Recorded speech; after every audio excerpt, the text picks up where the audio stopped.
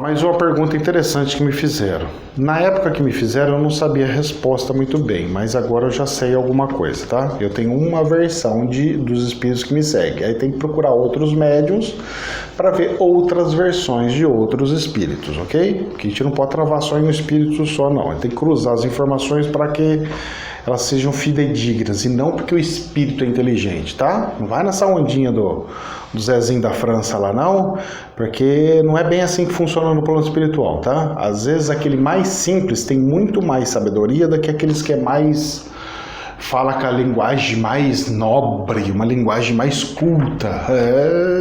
Conheço muito nobre que tem a linguagem culta, até de espírito, que a sabedoria dele é muito pelo contrário, não vale nada, tá numa situação de umbralina, para vocês terem ideia. Vícios como cigarro, professor, causam problema no plano astral e no desencarne? Então vamos lá. O meu problema foi no desencarne, tá? No plano astral, causa algum problema?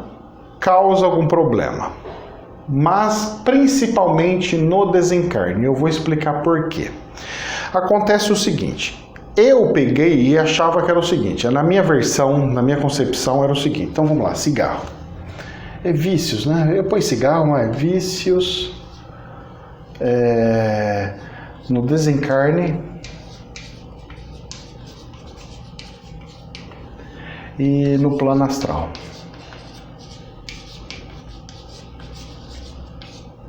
Então esse aqui é o momento que acabou de sair do corpo e depois que saiu do corpo, certo? Que é a hora que acaba de sair é no desencarne. E depois que já desencarnou, já passou um tempinho, tá lá no plano astral, beleza? Então somente muda o tempo e é sobre o vício. Joia. Então o que acontece? Eu peguei e perguntei pro plano astral o seguinte, falei assim, plano astral, essa questão do vício não entra na minha cabeça. O vício, pelo que a gente sabe, é um hormônio, um negócio lá que cria, bate no cérebro e o cérebro fica lá querendo aquela comidinha. Mas quando sai do espírito, o espírito é só consciência, não é para carregar vícios pro outro lado. Isso daí nunca entrou na minha cabeça, não entra. Vou falar assim, mas isso aí não tem lógica para mim. Não bate as contas pro meu lado, esse negócio aí. Aí... pergunta aqui, pergunta ali, pergunta lá, pergunta não sei o quê, porque só tinha a versão da federação lá. E eu não quero saber dessas versões de federação, eu quero saber a minha versão dos meus espíritos, certo? Porque esse negócio de ficar seguindo, que eu sigo o mestre, eu tô fora desse negócio de sigo o mestre. Eu gosto de perguntar para 50 mil espíritos e ver qual é que é, e eu decido o que eu acho que é mais inteligente e mais prudente, que tenha mais lógica. E eu vou com cheio de lógica falando assim, mas pô, não entra na minha cabeça. E aí eles pegaram e falaram o seguinte, perguntando, eles falaram assim, Ricardo, é o seguinte, essa questão de vício, o vício, ele é uma condição, a pessoa entrou no vício porque ela tinha um problema emocional. Ela não entrou no vício porque quis entrar no vício. Ela entrou no vício porque ela teve algum problema que a levou. Não é assim, o fulano deu só para você experimentar e você já viciou. Não. Ele dá para experimentar e você gosta e fala, quero mais, quero mais, quero mais, quero mais, porque eu esqueço todos os meus problemas, eu viajo, eu vou para Marte, viajando com as droguinhas. Quando é mais pesada. Mas o vício pode ser de bebida, de cigarro e tudo mais. A pessoa fez com cigarro porque ela deve ser fumante. Então, o que acontece? O espírito, ele se condicionou a situações aonde eu estou numa realidade, estou em outra. Estou em uma realidade, estou em outra. Estou em uma realidade, estou em outra. Porque com o vício, ele esquece os problemas, esquece não sei o que, esquece tudo. Aí isso condiciona o espírito e afeta o espírito. Não só o corpo. O corpo é o mecanismo de levar as informações, os pedidos para o cérebro. Mas ele é o que processa, armazena e solicita para que ele queira mais. Ok? Maravilha.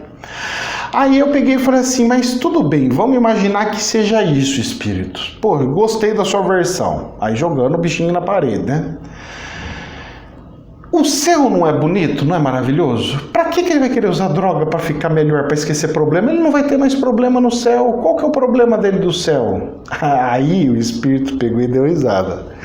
Ele pegou e falou assim, bom, muito boa pergunta. É mais ou menos o que vocês fazem comigo, eu faço com eles lá.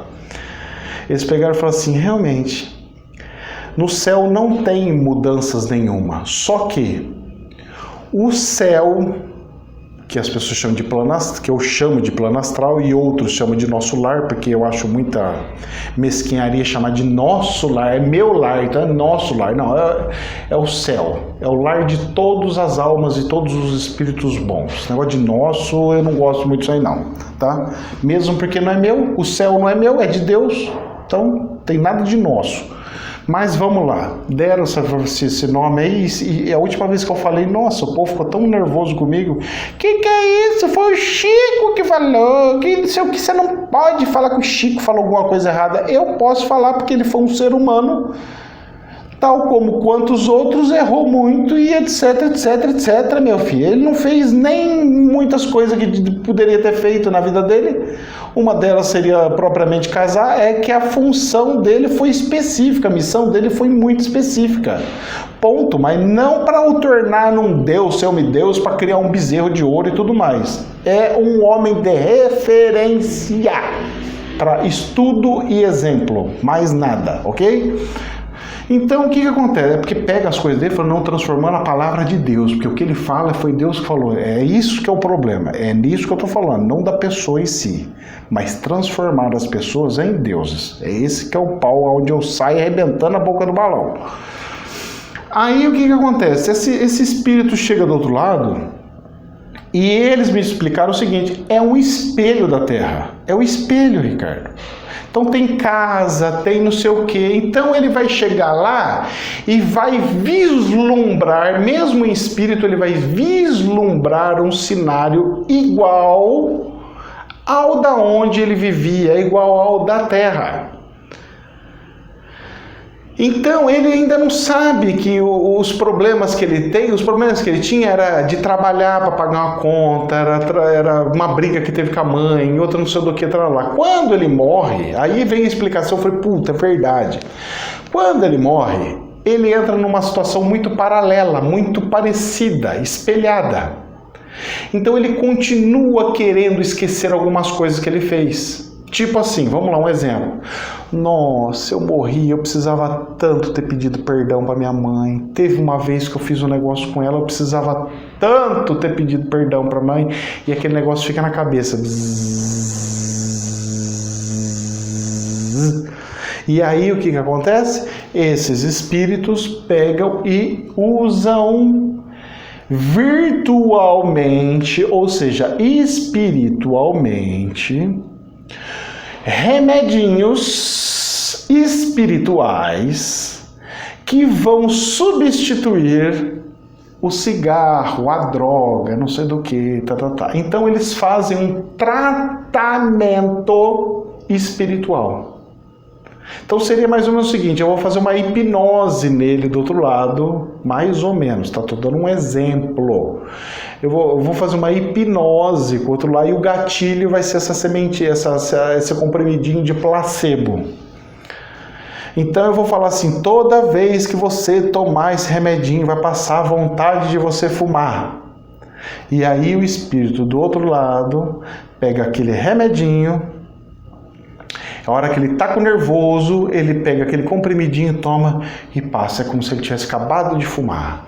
É como se ele tivesse relaxado. É como se a coisa tivesse fluído e tudo mais. Aí eu falei assim, então não usa cigarro mais do outro lado? Ele falou assim, não usa cigarro. Então, nem os espíritos que ficam trabalhando lá nos terreiros.